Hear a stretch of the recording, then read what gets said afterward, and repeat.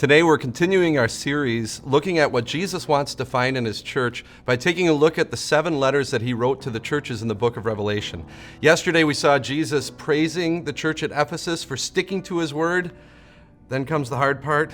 He says, but, it's kind of like when I ask my wife, so how was the sermon today? And she says, it was good, but, you know something painful's coming. Well, this is what Jesus says. He says, but I hold this against you.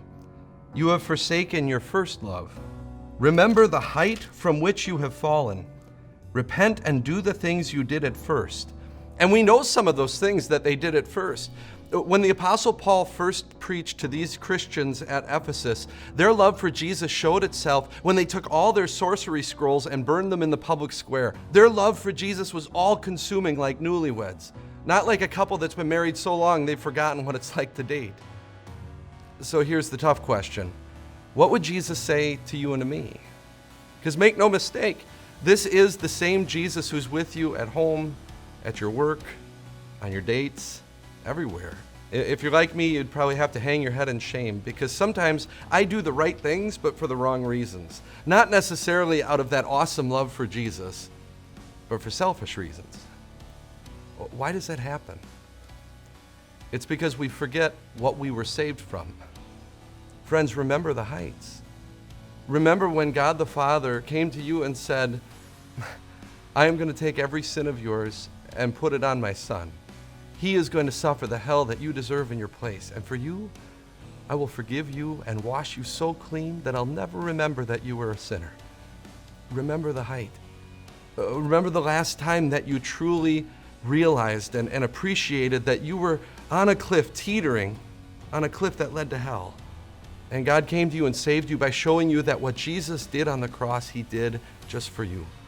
What sin do you carry with you today? The Jesus who has never stopped loving you says, I forgive you. What worries and fears do you carry with you today? Jesus says, give them to me. I care for you. Don't worry. And Jesus isn't done. He has something special waiting for you. This is what he says. He says, to him who overcomes, I will give the right to eat from the tree of life, which is in the paradise of God. Then we will see our Jesus face to face and stand with him in victory. Just imagine what a church that constantly reminds itself of Jesus' love would be like.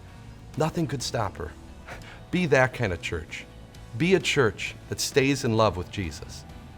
I hope that these Your Time of Grace videos have been encouraging to you. It has been awesome to see the response that we've gotten on social media, but we need your help to keep up the effort.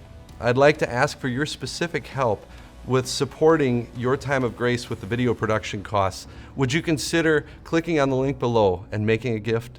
Thanks again, and we'll see you tomorrow. What do you look for in a church home?